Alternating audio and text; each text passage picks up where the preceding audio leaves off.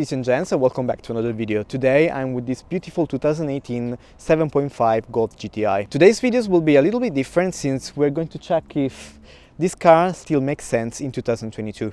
Of course, we're going to review the exterior, a clown that is ready to tear you apart, the interior, then at least you'll find under the infotainment system some physical knobs for the air conditioning, which is really great, and we're gonna see how it drives.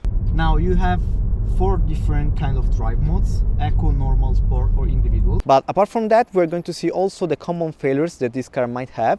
And actually, this is one of the first things that you have to take in consideration while buying this car. I'm of course Alessio and you're watching the Elliott Club. As I said before, this is the MK 7.5.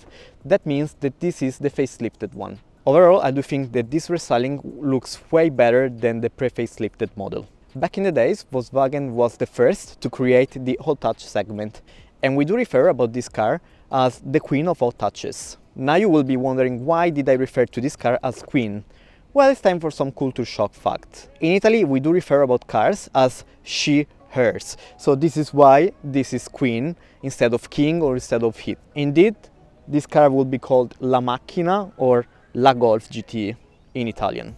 In the pre-facelifted one, we did find some kind of U LED headlights. Meanwhile here, depending on the option that you select, you will have the opportunity to have just a singular moustache that will illuminate. Otherwise, you will have both of them. Then, moving to the lower part, we still find, unfortunately, these fake air vents, but at least you will find in here integrated the fog lights. Moving in here, we do find the beautiful GTI logo, which is colored in red. That means that this is the performance model. Meanwhile, in the whole pre-facelifted one, this will be just silver. Another cool thing that they did with this restyling was integrating the radar inside the logo so that you won't have it down there.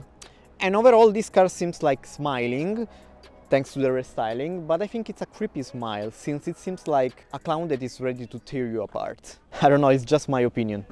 Moving to the side of the car, we do find here as well the beautiful GTI logo. In this case, it's silver on a red stripe, and those beautiful 19-inch alloy wheels, which are optional though. If you don't go for this option, you will have the standard 18-inch wheels. An important thing to mention though is that the brake system as standard in this car is very weak, since it just has a single pump, which is crazy for this kind of car because it has 245 horsepower and it won't brake as you might expect, so bear it in mind. Moving to the rear end of the car, we do find the tinted windows that unfortunately are optional, and as well the shark antenna, which is really cool in my opinion. Overall, I think that the side of the car looks very aggressive with all the crises in here and the mini skirt as well. And what do you think about this huge C-pillar in here? I think it's great. Moving to the rear of the car, I do think that this is one of the best well-designed rear ends ever made in a car. From the taillights till the diffuser and the exhaust as well, I do think it's great. Let me know what you think in the comment, because I think this is one of the best. The GTI, at least in Italy, comes with full LED as standard. If you won't find the full LED tail light with the dynamic arrow, it means that the car is imported, and then of course is not Italian. Moving to the lower part, we do find here the beautiful exhaust pipes that sounds like this.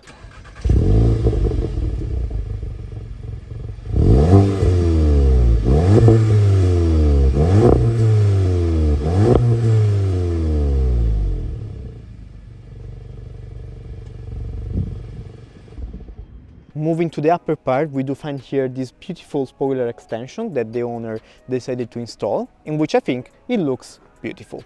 How do you recognize if a car is well designed or not? Well, from little details like this. If you want to open the boot, you can do it via pressing the logo in here, and the boot will open.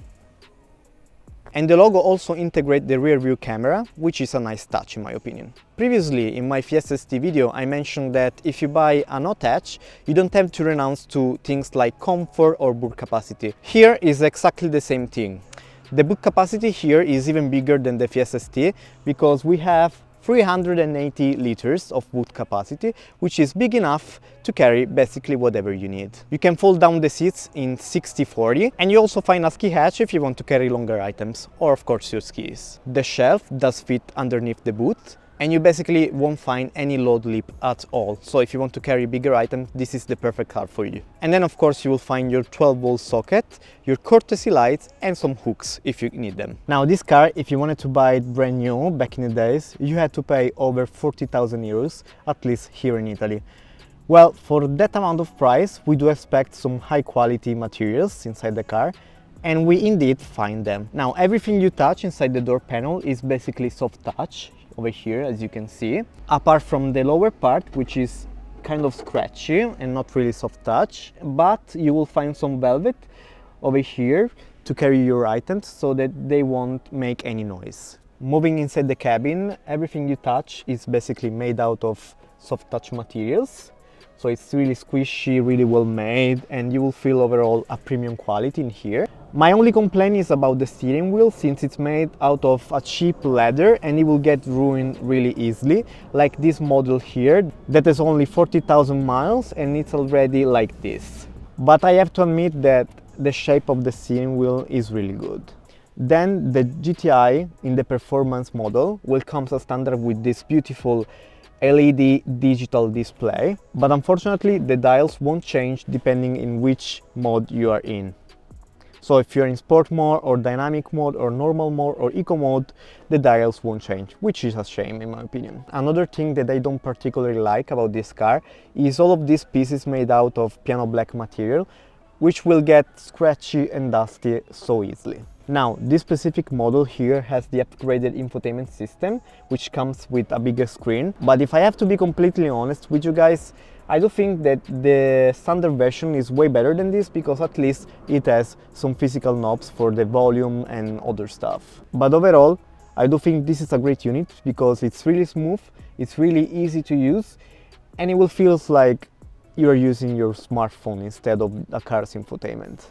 As I mentioned before, this is a DSG model, which means it has an automatic transmissions. Now, unfortunately, as it was for the steering wheel, the same things can apply in here, because the leather used in here is really low quality, which is a shame. Now, despite DSG are well known for their reliability, it's fair to say that it's better if you change the oil every 65,000 kilometers, because otherwise you might face some issues. Then at least you'll find under the infotainment system some physical knobs for the air conditioning, which is really great nowadays, because even the brand new model, which is the Golf 8, doesn't have the knobs anymore, and you have to operate through the infotainment system to turn up or down your air conditioning, which is kind of annoying in my opinion. Then you'll find here a decent armrest and some room for your stuff, which is pretty decent in my opinion. Another thing that you need to take care of is the cover of the cup holder, since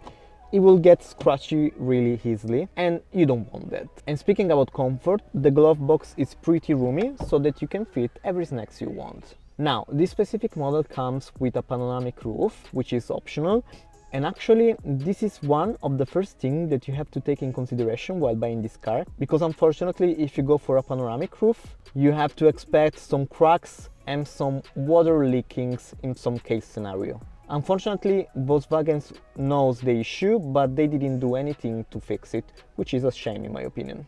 Now, you can go for 3 different kind of seats: leather seats, standard cloth seats with the tartan texture, and the Alcantara seats. Now, if you decide to go for the standard cloth seats, be careful, because in this part over here, they will get ruined really easily, so it's something that you need to be aware of. And now it's time for the horn test.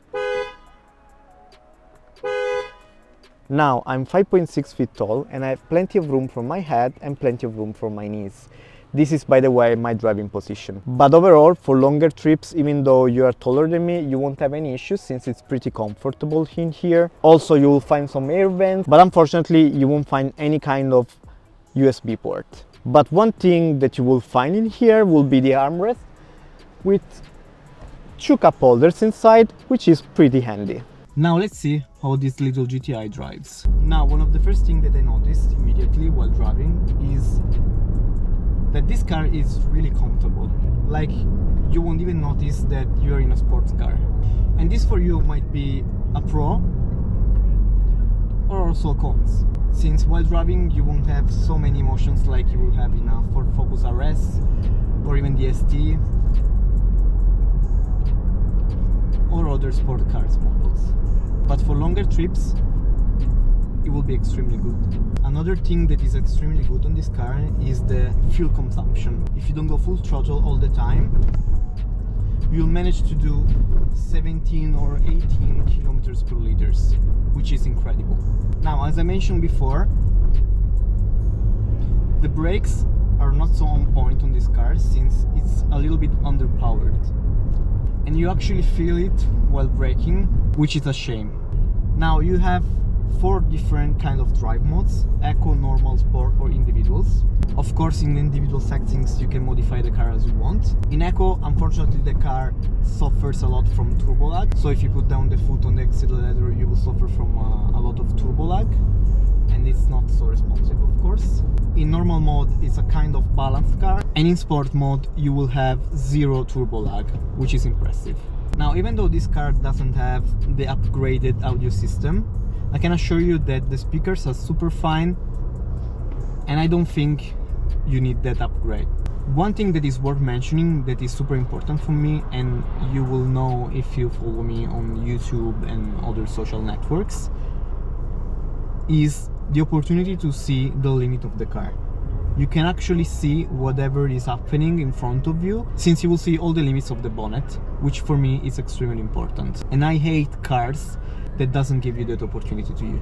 Another cool feature that this car has is that if you go in reverse, the resolution of the camera is high quality, and the mirrors will automatically lower themselves to let you know where the wheels are going while parking. Now, while buying this car, you need to be careful about 2 things. If you go for earlier models, like the 2015 and 2016, you need to be careful about the water pump and the turbo, because they are well known for having issues. And you don't want a turbo to have issues at all. Apart from that, the car is pretty reliable, and if you take care of it properly, you won't have any issues, apart from the ones mentioned before. Now, one thing that I absolutely hate about this car, that if I was the owner I would already fix it, is that the DSG changes the gear automatically as soon as it reaches certain RPMs. I hate it because if I put the car in manual mode, I want to change the gear by myself. But you can fix it easily if you remap the DSG. Apart from that, it's a great automatic transmission. I think it's one of the best in the class. Now, one thing that is pretty cool though is that the steering wheel is pretty direct, and you can understand basically whatever is going on the road thanks to that.